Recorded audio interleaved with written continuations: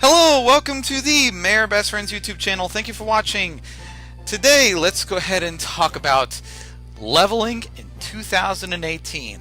And let's go ahead and introduce this episode by introducing our co-host and also the writer of this episode, MG Razor. Would you like to say hello?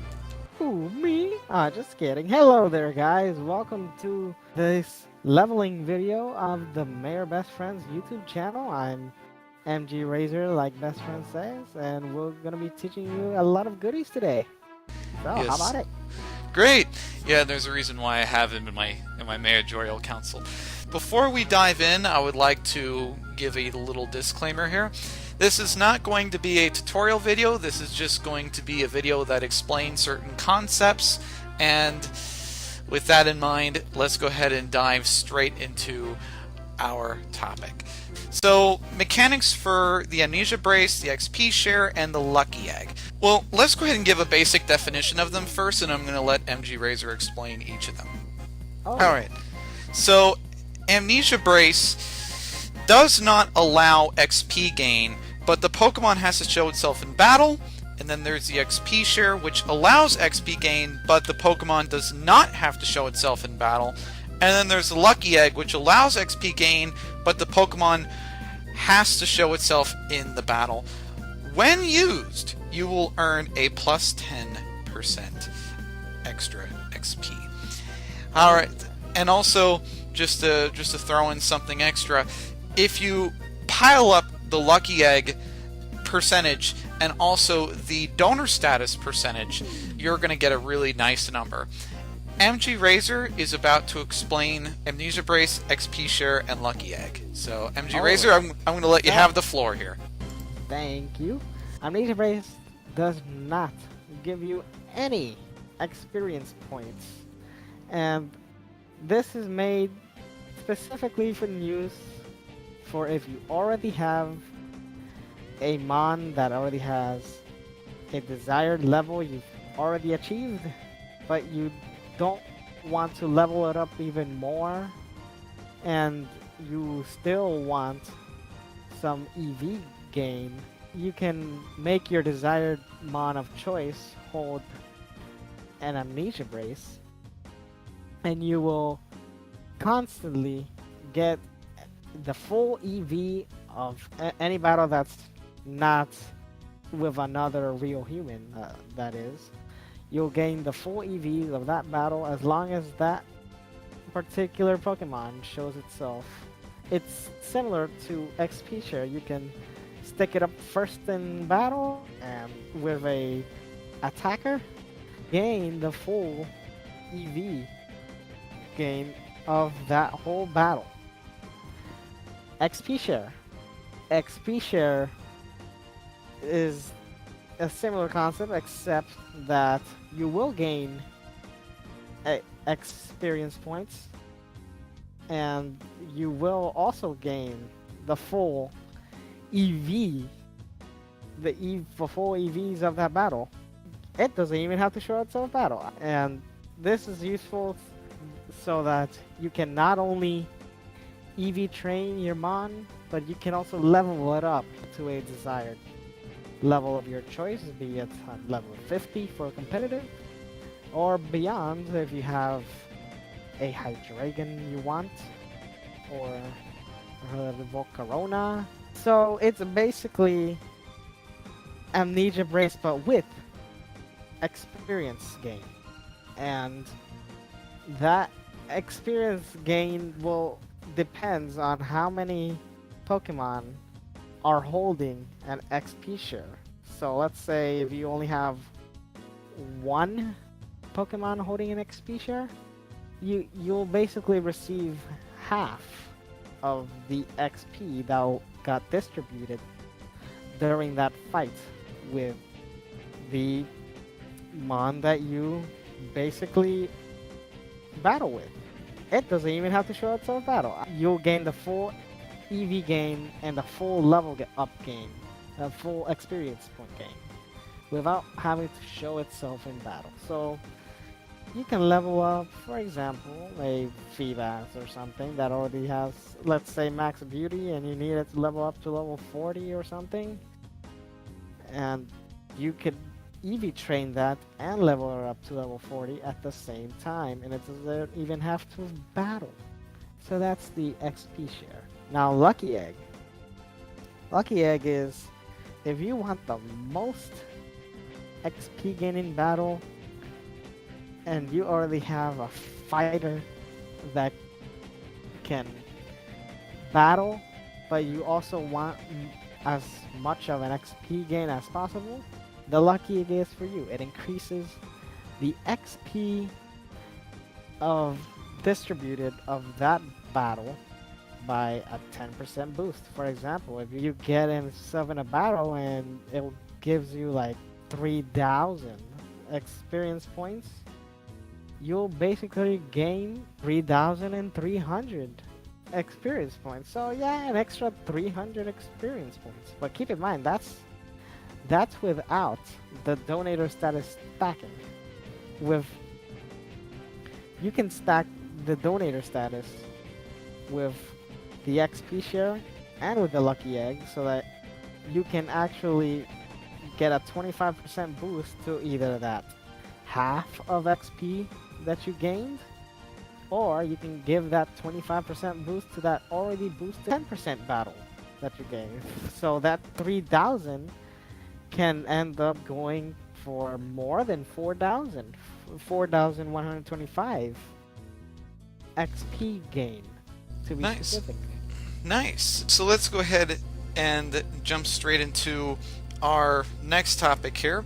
Singular battle vs Horde battles. Now, why would you want to do a singular battle, and why would you want to do a Horde battle? Well, for anyone that wants to make money while battling, you could do that by using Payday on a Pokemon by singular battles. Or if you want to get the job done really fast, then you can battle a Horde, and you can battle something with the moves Earthquake or Hyper Voice. So you can battle with a Pokemon that has the moves Earthquake and Hyper Voice to affect all the teammates. And a really good Horde Pokemon is Teddiursa. Teddiursa is an excellent Horde Pokemon. Preferably make it either mild or naive, and EV it 252 attack and 252 special attack, so that way you can be able to hit anything that comes in Teddiursa's path. Teddiursa is really kind of the best Horde Pokemon because it also has the ability Pickup, which means that after the battle you pick up a special item. You could potentially sell that item for more money if you want, or you can just keep it. So you end up getting money. Yes, and yeah, MG Razor, I'm going to let you explain the significance of singular battles and Horde battles. Alright, singular battles. Well, like Bestfriends says, they are ideal for payday and getting money while you battle. Yes, you can payday in a Horde, but you likely are gonna need someone that can take a hit after a payday. Will take 3 or 5 hits, depends on the Horde size. And then clean sweep with preferably a Rock Slide or an Earthquake or Surf. But at the same time, the payday amount will not be increased if you get in a Horde and payday in a Horde. So that's why we preferably payday in a singular battle, because you'll be getting the same amount of payday cash on a singular battle than when you get in a Horde. And so singular battles, good for paydaying and without getting destroyed. Horde battles are really good at EXP gaining. For example, let me plug in the Piloswine Horde advertisement here, because Piloswine in the Giant Chasm 5 Horde, 100% 5 Horde chance of appearing, and as long as you use Sweet Scent, of course, and that gives you averaging like 3,000 XP gain per Piloswine Horde. And assuming you have, for example, a PP max, you can get up to 6 Sweet Scents and get basically 3,000 multiplied by 6.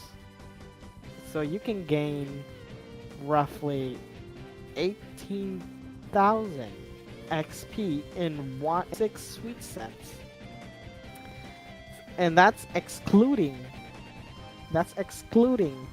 the stacking of donator status or the stacking of lucky egg. If you include that stacking, well, you're basically gonna get roughly 24,750. Basically, that's 20, almost 25,000 XP compared to 18,000 XP. That gives you the job even quicker. So, Hordes, if you want to get the job done quick, go with Hordes.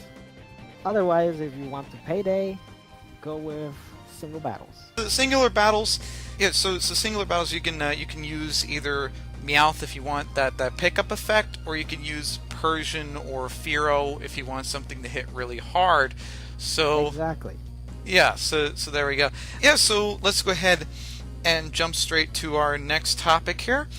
You can use NPCs to help you gain extra XP. NPCs are slightly faster because you can gain more XP, for the exception of Hordes. Some Hordes might even give you more XP. MG Razor, would you like to explain that? Oh yes. NPCs, there are plenty of NPC trainers that you can face and rematch. And they will give you more money because they have, trained mons. Well, compared to a wild Pokemon anyway, trained mons, and they will basically give you more XP than wild battles unless you're doing hordes, which it depends on the horde size. If some trainers, depending if they're really hard or really easy, can give you less money than a 3-mon sized horde, or more money than a 3-mon sized horde, but I'm sure there is no NPC trainer out there that will give you more XP than a 5 Pokemon sized horde. Basically, those are if you want to get money, but you also want to get more XP than you would get in a wild battle, in a wild singular battle, that is. So you can get the best of both worlds in NPC fighting, because hordes, while they give you more XP, they won't give you any money unless you manage to get up a payday. And singular battle will give you money, payday money, but will not give you much XP. So you can have a balance of both with facing off against computer trainers. Nice. Alright, so let's go ahead and talk about number 4 here. You can gain a lot of XP by gym rematches, but you can acquire even more XP by progressing through the Elite Four. Cooldown is faster, so you have the opportunity to gain more XP in the same day. For both scenarios, make sure to bring level 100s. Gym leaders are double battles, and the Elite Four is singular. And before you explain MG Razor, I want to tell my viewers about what's coming up here on this channel. Alright. I would like to tell you all that there is something coming up. I plan on covering the simple path to make money in game. Simple and guaranteed, not as risky.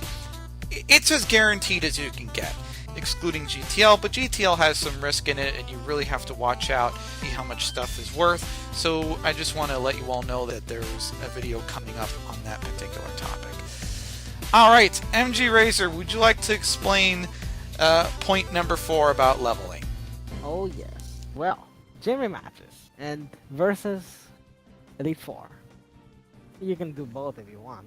So gym rematches are basically double battles. They are double battles with extremely high leveled mons, which is a similarity with our Elite Four rematch. So proceed with caution if you decide to do a gym rerun or an Elite Four run. They will give you a lot of experience points because the gym leaders use two Pokemon in one fight. So you can if you can basically knock out those 2 months at the same time, you will be getting XP like nobody's business.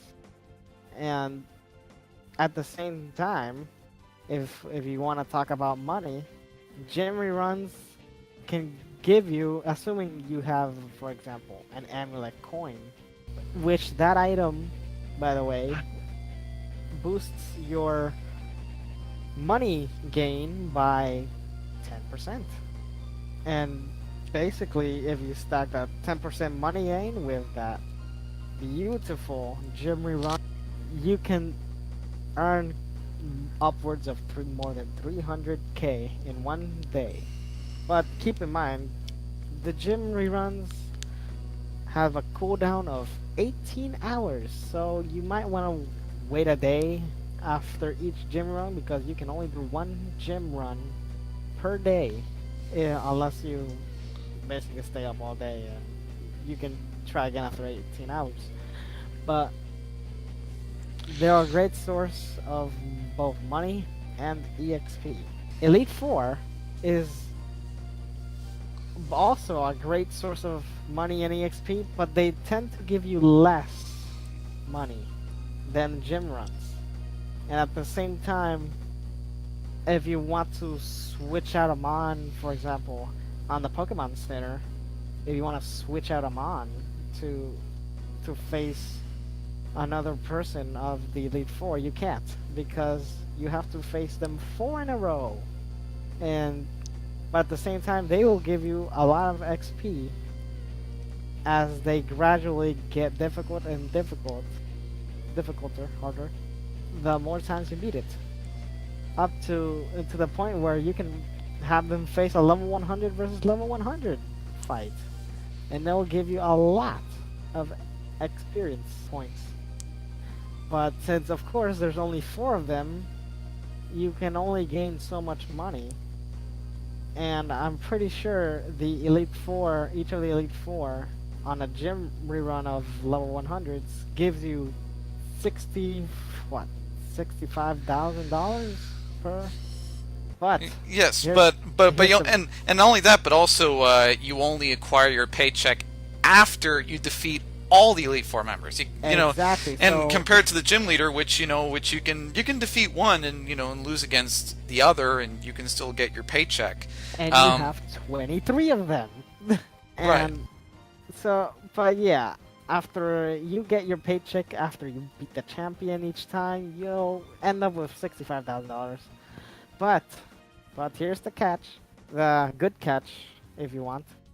The cooldown is only 45 minutes compared to 18 hours of the cooldown for the gym run. So you can basically, after each 45 minutes, you could just do another Elite Four.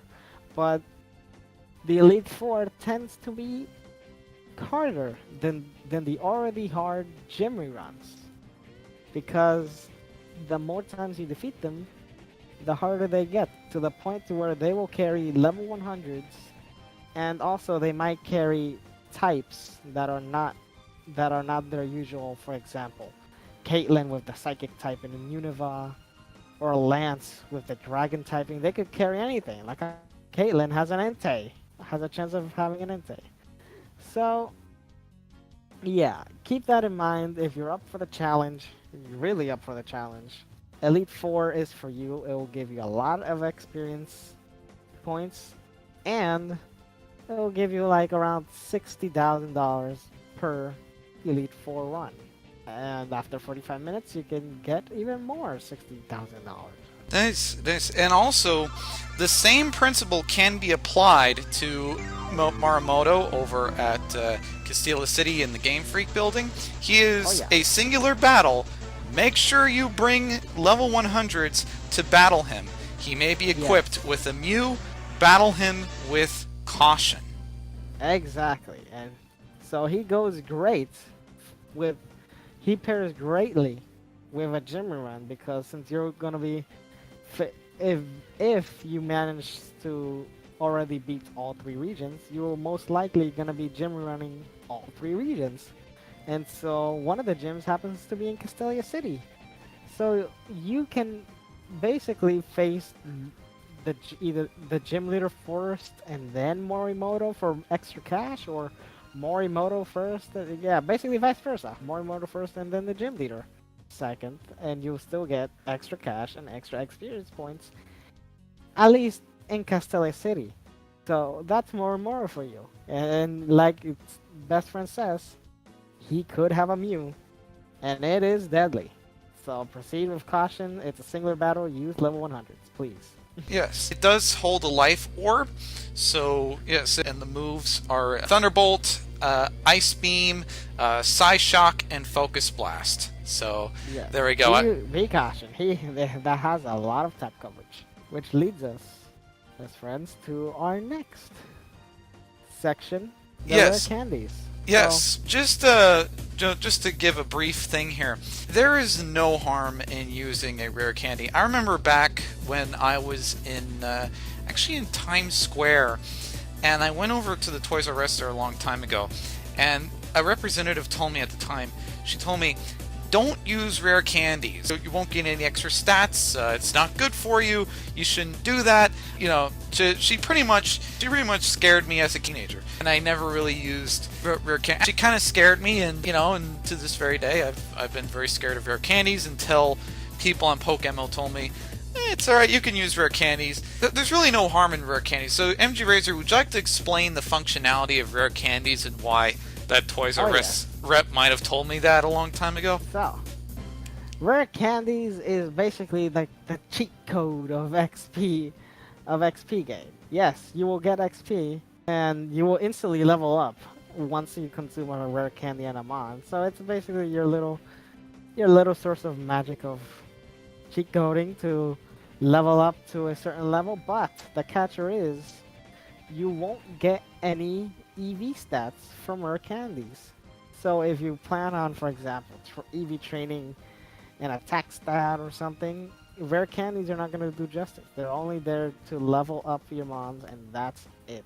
So if you want EV gains on top of leveling up, you are much better off in a battle, because rare candies are not going to do justice. But they're not harmful. They're not really a cheat code or anything. They're not bad for your mons. It's just with caution. If you want to gain EVs on top of leveling on, then rare candies are not gonna cut it. And that's it. Right.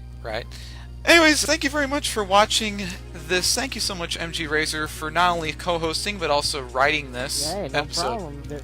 No problem. Thank you all guys for watching, and best friends, you can take the outro for yourself or what? If not. Alright. Anyways, this is the Mayor Best Friends YouTube channel. Don't forget to comment or subscribe to my channel, like or dislike the content that you see here. And this is the Mayor Best Friends YouTube channel, signing off. PokeMMO Mayor, at your service. Oh yeah.